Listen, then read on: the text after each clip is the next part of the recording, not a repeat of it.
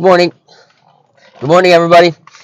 Sorry I'm a little late getting the video out to you guys this week, but I wanted to share a story, and if you follow me on social media, you heard a little bit of this already. I kind of shared it over the weekend.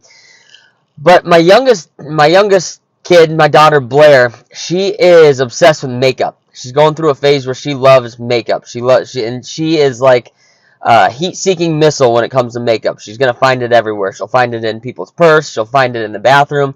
We'll be sitting around the kitchen table, and we'll all be thinking that we haven't seen Blaire in a little while, and she's off somewhere in the bathroom, finding makeup.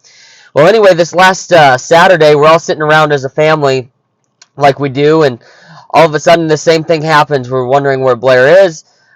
We hear a little bit of a crash come from the other room, so I get up and I run towards that direction, and Blaire is coming out of that room crying, and you can tell something's happened to her. I walk in the bathroom and the makeup's all over the place.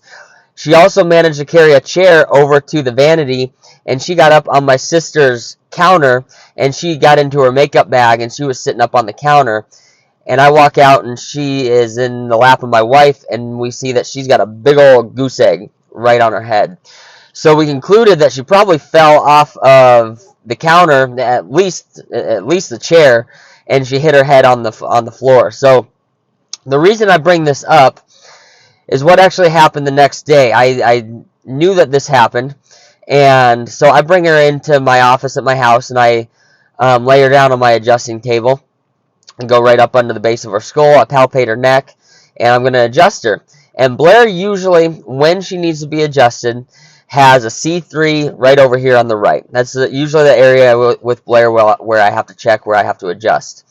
There's one of the first times that I even remember that she had a big old atlas that's a top bone in your neck right over here on this side, and it was sticking out the side of her head over here. So what we did is we just put a little bit of gentle motion back in there, took a little bit of pressure off that, and Blaire's good. She's fine.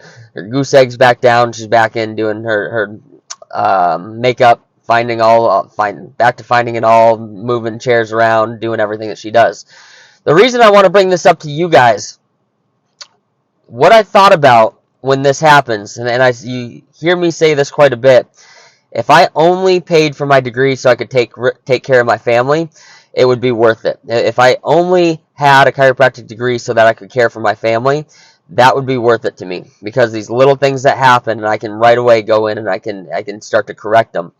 If that had stayed there for years and years and years, and my daughter Blaire, and we see this all the time, when people come in their 30s, their 40s, their 50s, and they've had migraines, they've had headaches, they've had health issues, autoimmune issues, heart regulatory issues, all these different things, and we find that exact same problem, and by looking at the x-rays, I tell them this has probably been there for 10, 12, 20, 30 years. I don't know. I haven't followed you around your whole life. But if that were to sit there and it leads to those health things, those are all the things that start to develop when little things like that happen. A slip on the sidewalk, a slip here, a slip there, sitting at a desk for 5 hours straight working on a project. All these little stresses that start to add up, that are little things. They happen to millions and millions of people across our world every single day. They lead to these little tiny misalignments that are just little tiny things. But over time, your body stabilizes around that. It starts to impede the nerve signal from your brain out into your body. It starts to slow down that processing of the nervous system in that area. In that very top area, that's your brainstem area.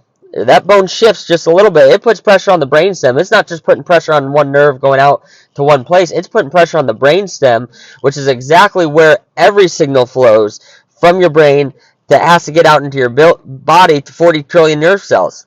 Right? So if the power is being cut off right there, there's no telling what kind of impact that's going to have over the course of her life. Now, when we get that corrected right away, it's not a problem. She's not even going to have, this time next week, her body's never going to even remember that.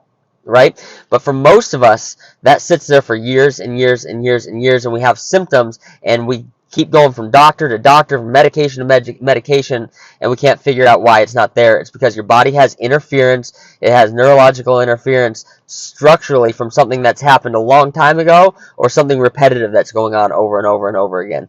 I hope you guys have a great rest of your day. If you need anything, please let me know. Love you guys all. Talk to you soon. Bye.